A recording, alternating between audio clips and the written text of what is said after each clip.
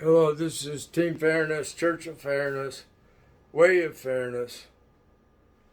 Um, I wanted to explain my understanding. I heard that I have a powerful mind as I was making the corner on the walk back from the grocery store. So, superdeterminism is like God's will that's already happened. So, it's predetermination is concept in Christianity. So things have already happened according to God's will, and God already knows everything that's ever going to happen because He caused everything to happen. When He created it complete already. So if there's no God, there's superdeterminism, and it's the same thing. So either God might create the superdeterminism, the predestination, when He created it, or when it got created, or how it came to be. We're trying to understand it. This is interesting to try to fathom this. Um, it's like Einstein said, he was trying to understand God's mind, how it is that things are. Okay, so imagine it's created complete, right from the get-go, the whole thing. So it's not really about size or shape or anything, but we can call it an hourglass with sand as an analogy. And the sand is already created, totally created in the top side of the hourglass. And it's like regular cause and effect type thing. So the arrangement of the sand as He created it, or she, or nothing, as zero happens from zero, it manifests there in the way that it's laying out, and all the sand particles are where they're at. And because of the shape of them, and which one are at the bottom, and because of the configuration of the sand grains themselves, there's going to fall through in an exact order. So if you could arrange them exactly as they were in the first place, they'd fall through exactly the same way again. And then, because there's nothing to in the bottom half of the hourglass to change that they fall into the same exact locations, because there's no other hidden variables to cause them to not fall the same way. So, and He already knows where they're going to fall. So that's like super determination, where God's will is already determined and He knows every choice you're going to ever make. And so you might say something that's like you're trying to deceive someone and you lie about something and you think you're going to get away with it, but it's not God's will that you get away with it, and so you don't. Something else is there that stops you from cheating someone, like me. So I agreed to not do others wrong. And this was predetermined. This was already known that I was going to be born in Springville, Utah, and I was going to come up with this idea of the fairness agreement and the 3-step fairness agreement. And I'll tell you again. But first, I want to go back to the hourglass. So imagine it again, that all the sand is created instantaneously from God's will, and it's going to fall through exactly how it's supposed to fall through. It's not like it's supposed to, it has to. It doesn't have any choice in the matter. And it's just because of the way the sand grains are arranged. Like 1, 2, 3, 4, 5, say only one sand grain can fall through at a time. And say the bottom isn't even an hourglass shape, it's just a narrow tube, to make it simpler, so the completion is going to be in a certain order. So imagine that. that all of our choices we make have already been made. It's weird, huh? People have deja vu, and it's like, I've been here before. And you're grasping this intuitively.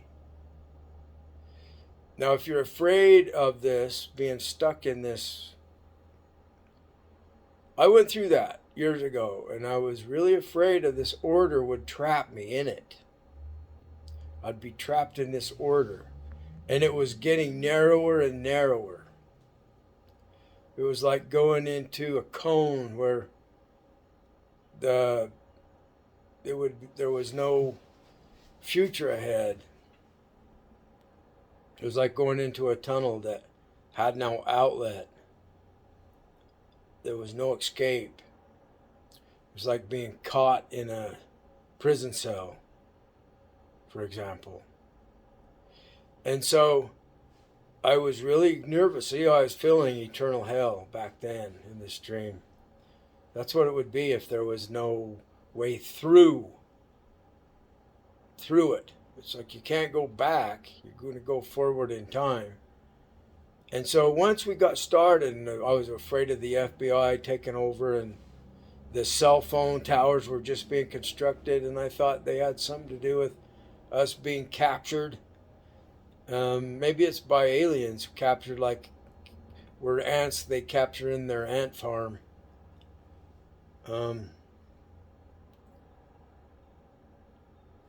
That's why you need to respect the ants and thank them for living their life cycle, because it's all one. It's all one web of life.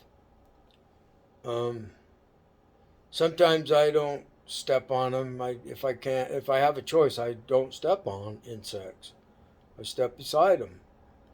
But if there's a housefly bugging me, I will kill them. Flies with fly swatter or spray. I don't like the spray so much because I don't like the chemicals. I have so much toxins in me now. It's amazing I'm even still alive. They say the killer whales are toxic. They're labeled as contaminated material, hazardous. And I remember eating some fish that was in a farming area stream, and who knows how many chemicals got washed into the stream. And I ate the catfish, and the lake here, Utah Lake, was just highly polluted.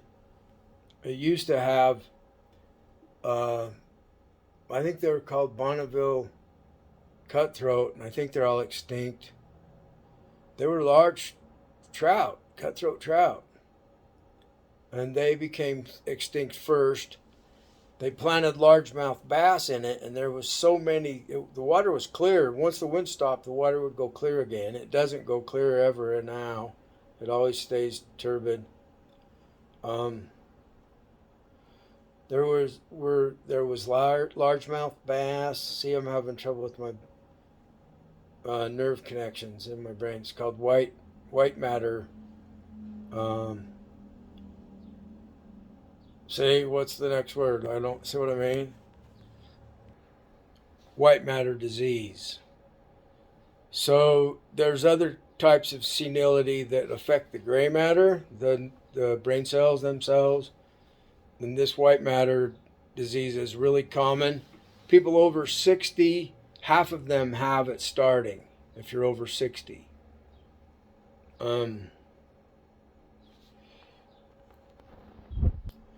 I was guided by my spirit guide to get this psilocybin, magic mushrooms. We have a religion, so Utah state law 105 is pretty gracious for us to have. We just have to substantiate that this is actually a religion and match their criteria. So it's not illegal. They could try it in court and would have attorneys hired, and if you win, they pay for the attorney fees. So that's awesome, isn't it? And because we know the experts on human behavior and what's it called? The pharmaceutical, the way drugs affect the mind and body.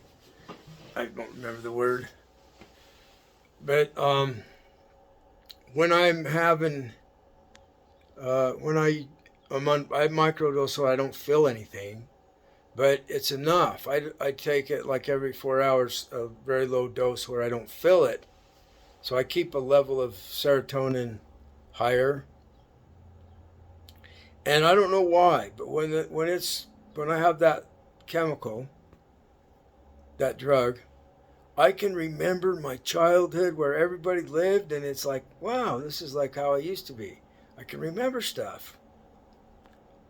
And they're doing some studies on its value for dementia.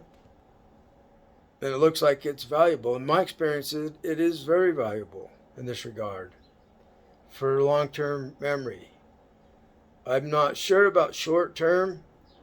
I was tested when I had my pituitary tumor, and they tested my brain function, and I was excellent on short-term memory. So as humans, we're in a battle to not get old and to not get sick and not die. We're wired to try to survive and to try to stay well.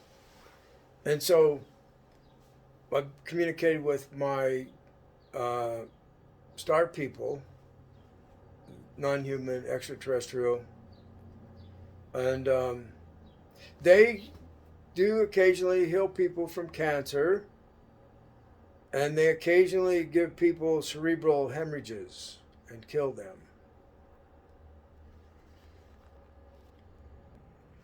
They arrange car wrecks.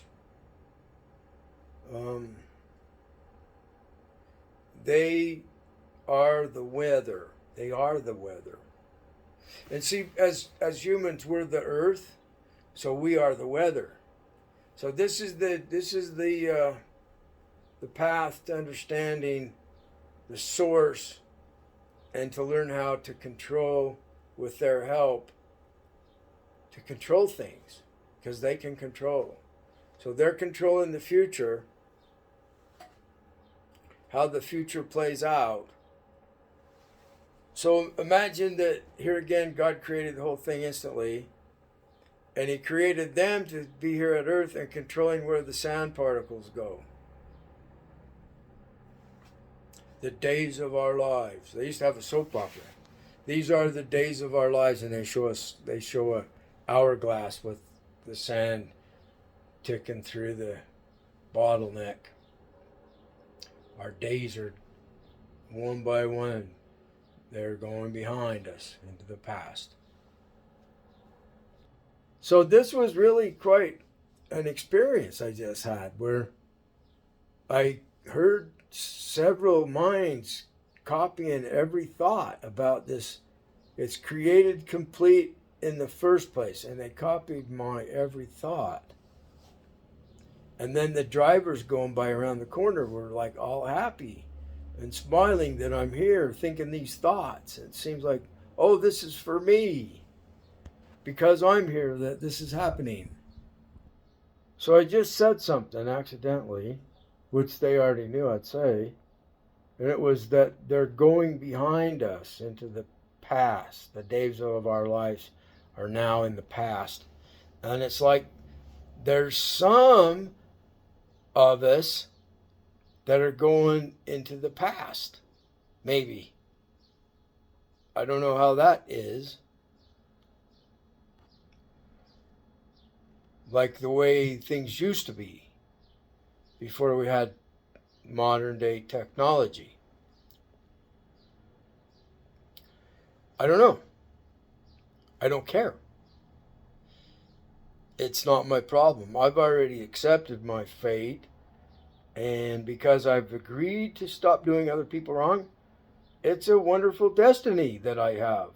That's the choice that changes a horrible fate of hell into a wonderful destiny of heaven right here on earth. We're almost ready to establish world fairness. So the old world of unfairness is going to be over, And the New World Order is one of fairness. And that's what our mythologies are about, establishing the correct order. Earlier today, the people were acting like life is over. People think life is over. And I don't think it is at all. I think life is just changing from unfair humans to fair humans. And humans don't mount to much on planet Earth. It's like we're just like the other animals. We're born and we die, and we mess up things because we're not wise. We have a lot of intelligence, so we have weapons, but we are not wise. So this is the stoned ape theory, that the people that were using eating the psilocybin mushrooms, they were more relaxed, calmer, gentler, and those kind of pre-human beings, the early humans that were early on, they are the ones that survived that we came from. And the other ones that were living on the other side of the mountain didn't have any of this stuff. They all killed each other in wars. They lived in the desert, and they killed each other off from the scarcity of resources and the lack of this calming agent. So anyway, I'm in the process of the mushroom church is already here now, and I haven't had anybody buy a membership card for $40. It's like somebody's stopping them from sending me donations, and guess who I'm getting? It's Donald Trump. His power won't let them send me any money. So I'm asked somebody to send me a couple dollars, $2, and it's like I made that short about take the torture challenge. They must be threatening to torture them if they give me any money. Well, that's going to turn back on them. And those sand grains have already been created that make that happen. There's nothing they can do about it.